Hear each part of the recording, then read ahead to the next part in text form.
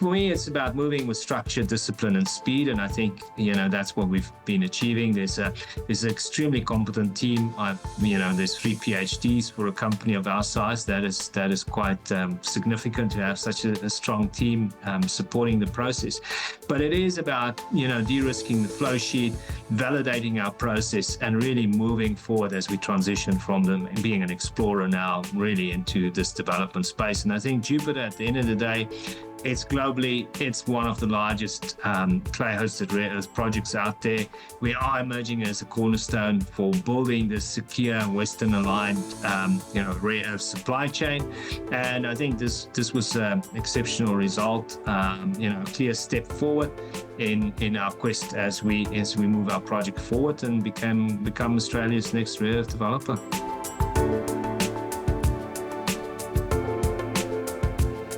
Well, hello everybody and welcome to today's webinar with Critica Ltd. I'm Dannika Warburton, the Investor Relations Representative for Critica, and I'm delighted to be joined today by Jacob Deysel, who is the CEO of Critica and is here to share some very exciting news that was announced today that the first mixed rare earth product has been produced from the Jupiter project in WA. So without further ado, I'll hand over to you, Jacob. Fantastic. Thanks, Dannika, and welcome everyone. And it's absolutely a delight to be talking to you this morning. From our perspective, yes, this is quite a pivotal milestone for Jupiter and our development path of Jupiter in Western Australia. So it is the production of our first mixed rare earth product.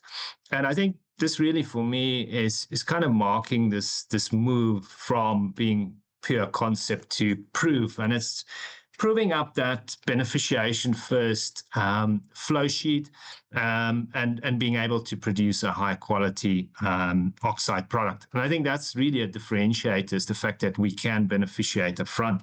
Now, to just talk through this a little bit, we've gone through a very systematic process here, step by step. And it's been disciplined, scaled up throughout this with the intention of really de-risking the project at each of these stages.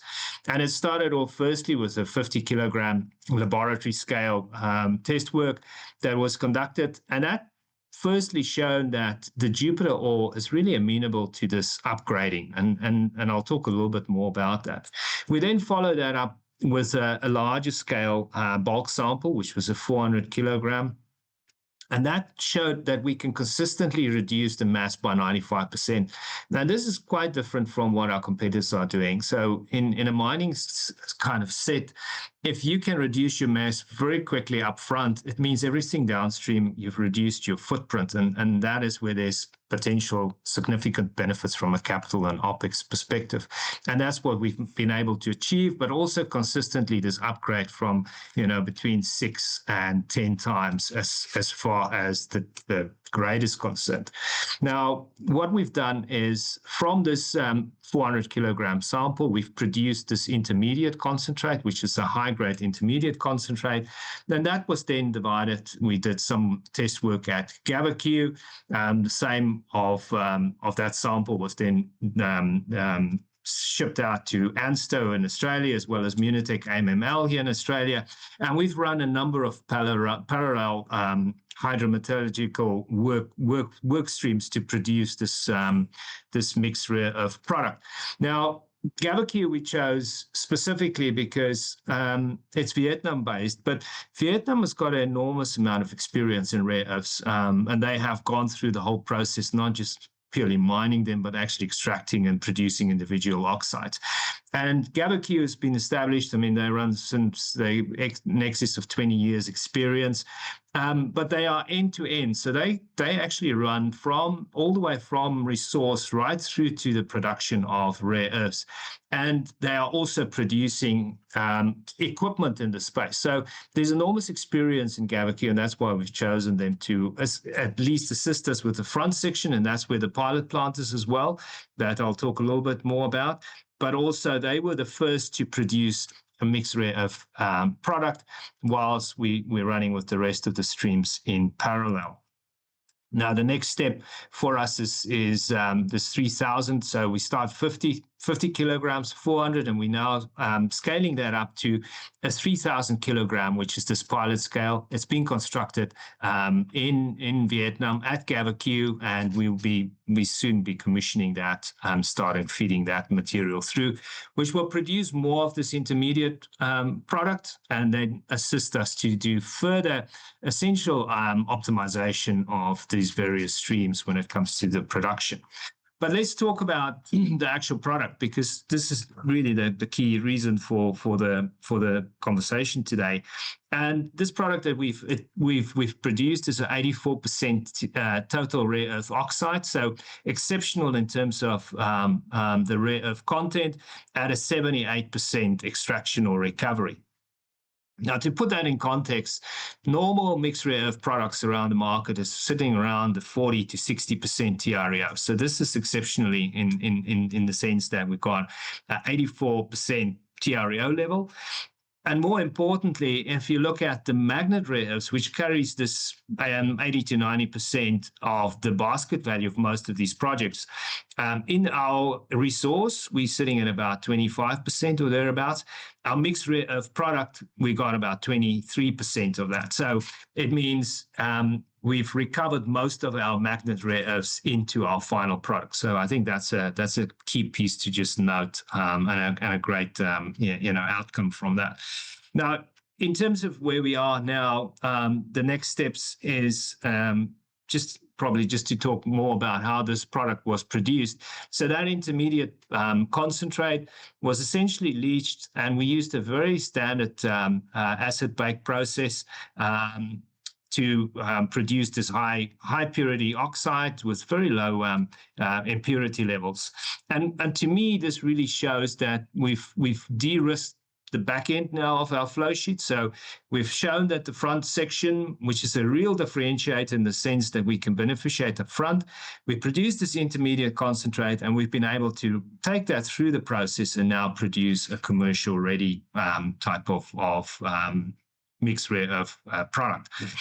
Next steps for us in terms of catalyst here, having this product now, it allows us to start having some conversations with off-takers. Now, we've been talking to off-takers, of course. They are aware of the project, and things that have stood out specifically for us is the fact that we've got enormous scale and this beneficiation piece up front, meaning that our geology fits very well with the metallurgy.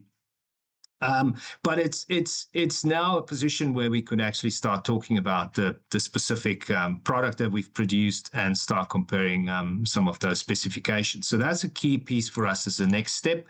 Other catalyst is obviously the commissioning of our of this pilot plant at GAVAQ to produce more intermediate concentrate. That material will then feed through, again, GAVAQ and Munitech in terms of parallel processes to optimize. So this was only an initial product. It was one stream, one specific process we followed. We are following a number of processes here, alternatives to come up with what's the most economic and best route for us to move forward. So we'll continue with that process. And then in parallel with that, we will start off, obviously the next step for us that is quite key is start talking about scoping study. All of this information is going to feed into that. Now, I'm sure a lot of our shareholders and listeners, would like to start talking about economics and all of that. But that is really what the scoping study is about. The scoping study is putting all of this together and start talking about that. So it's difficult at this moment in time to really talk economics because we just haven't had the work that's fed into that. And beyond then the scoping study. So in terms of timelines, we want to finish scoping study before the middle of next year, and then move into a pre-feasibility study probably in the second half of next year. So each of these steps are really measured. I think the announcements set them out as well in terms of timeline. They're structured and aligned in terms of value creation really moving forward. So I'll probably stop there in terms of my conversation and rather open the floor. I'm sure there's some questions around what we've been achieving and what we've done so far. Yes, absolutely. Thank you, Jacob. And thank you to everyone who submitted a question via the Zoom registration page. There was, about 20 that came through, so I'll run through them now. Firstly, this is one from Simon. He's asked, how does your beneficiation-first approach cut plant size, Opex and Capex and footprint versus a direct leach approach? Very good. Thanks, Simon. That's a very appropriate and very good question. And I think, I came into Critica just over 3 months ago, and probably one of the key things that attracted me to Jupiter and the asset specifically is the fact that we can beneficiate up front, and we've now proven that we can do that. So what that means really is that very early on, if you had to compare this to, let's compare this to our ionic clay piece. If you mine 1 million tons, you have to leach 1 million tons. So your footprint in terms of leaching is for 1 million tons. Now, it might be more benign because it's a slightly different geology, but the footprint remains 1 million tons. The fact that we can reduce very early after mining, we can reduce the mass by 95% and upgrade the grade to this intermediate concentrate, which means that if I mine 1 million tons from Jupiter, we only have to leach 50,000 tons. That's what it means. And that footprint goes with that. So if you start thinking about, Opex and Capex, and again, I'll put the proviso in, we have to do the scoping study, so I can't go into what that is, but just from first principles, the fact of the matter is you've got a smaller footprint, which means there's potential for lower Capex here. But because of that smaller footprint, the smaller volumes that you have to deal with, you've got lower reagent levels, you've got lower water usage, lower energy usage, and that's bound to be, therefore, a lower Opex kind of structure. And that's what we hope to set out and prove in the feasibility, in the scoping study. But to me, there's a few data points that point to the fact that we have, absolutely framework here to move forward on a relative efficient build for this project. Mm-hmm. And so when you're looking in the pilot, what accounts as success and what variables are you tuning going forward? Yeah.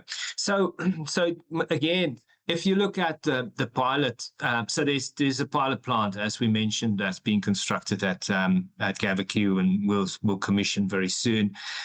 And that is really the pilot of the front section. So it's the beneficiation piece. So, and it's very benign equipment. It's stock standard magnetic separation and flotation. And we're going to do that at a larger scale.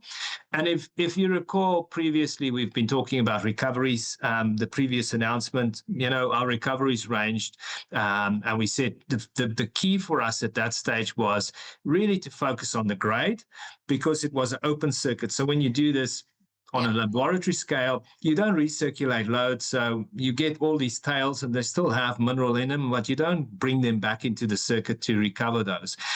In the closed circuit, this pilot scale, we're going to actually now have a closed circuit, and we've got an ability to now optimize the recovery. So that's exciting work for us as well. So for me, what is the success level here? Well, it's consistency, right? Because we want to show that we can consistently deliver this at a larger commercial type scale pilot. Now, we've done that with the bulk sample. Now we're going to do it with this pilot scale plant, and it's going to be, we want to get that 95% reduction, which we've shown we can do. The next step is that upgrade in 6 to 10 times. We've shown that we can do that. I want to now optimize the recoveries, right? So that's going to be our focus there, and that's really the success piece for us as far as the pilot plant is concerned, is how that intermediate product that we produce at the end, what's the grade and recoveries of that? Brilliant, thank you. And Shane has asked in the Q&A, how soon will the pilot plant be commissioned? You mentioned soon. Is there any sort of timings that you can? Yeah, look, it's you would have seen the photo, Shane. A good question. I like it when there's really people getting interested about, well, when are you going to do this? I like that. But there's photos of the pilot plant. So we are so what you have a few things in terminology. When you commission, there's a cold commission, which means all the pieces of kit is in, and we're going through that. Then you get hot commissioning, and that's when you start getting electricity connected, and you get water and all of that running through it. So that's where we are now. And then you go into proper commissioning when you start putting feed through it. So, I would say we're probably a week or two away from getting to a point of putting feed through this. And then, that's probably going to run for a few months in any case, in terms of getting, the process stable, and then run through and optimize that product. So I hope that answers the question.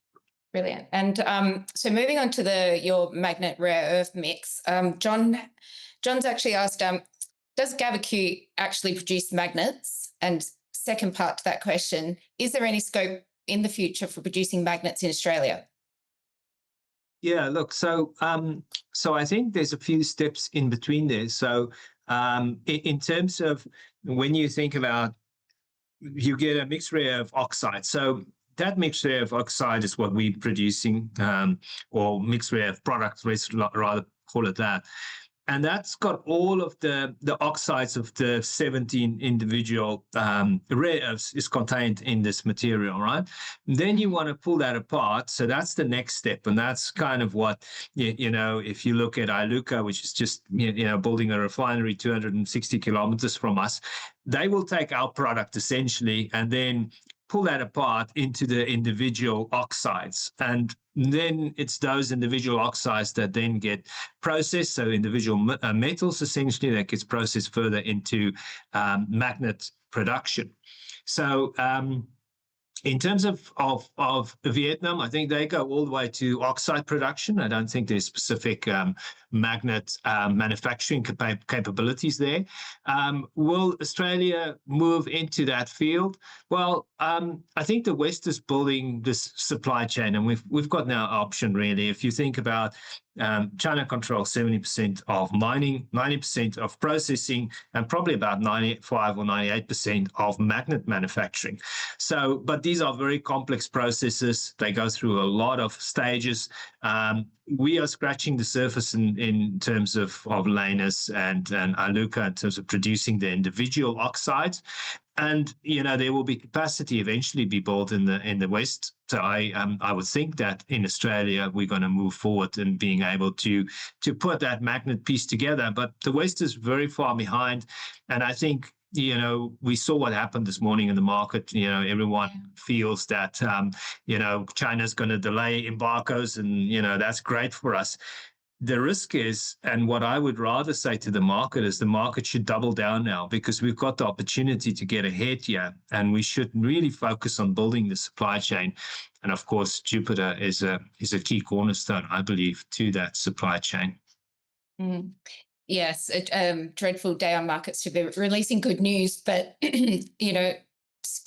great news in any case. And I guess talking to what you just said about positioning, I guess future positioning with Offtake or potential strategic partners or potential acquirers or anything along those lines, is there anything that you can fill us in on that, or is it too preliminary at this stage?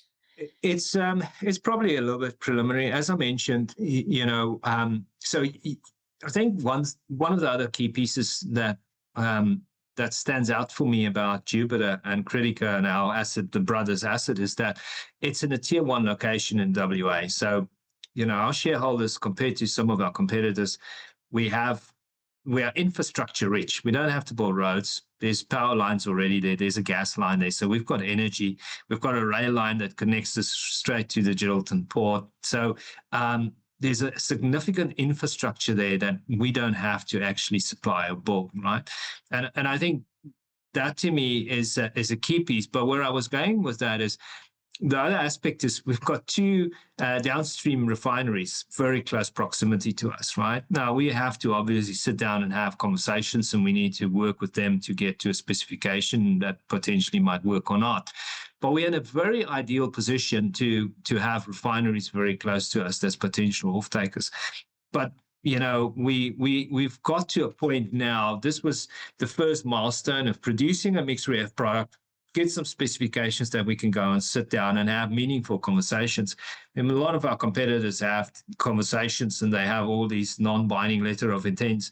That doesn't really add value. We want to have meaningful conversations. And this is the first time now that we can go and do that. So that is the next step, but that's probably as much as I can share at the moment. Okay, thank you. And Simon has commented that 78% mixed rare earth oxide recovery is good. What is the NdPr and DyTb percentages and grades? Yeah, so exactly. So the 78% recovery, the actual TREO levels is 84%. Now, usually how you measure that is you would say, so what is your magnet rare earth percentage as a ratio of that 84%? And in our case, that's 23%, right? And that's made up of your NdPr, your neodymium praseodymium, which are the two main ones, and then the two ones that's a bit more rare is dysprosium and terbium, and they're very similar to what we've announced before in our reserve and resource. In our resource, they're very similar, and we've seen that recovery pulling through. So it's the same numbers. Okay.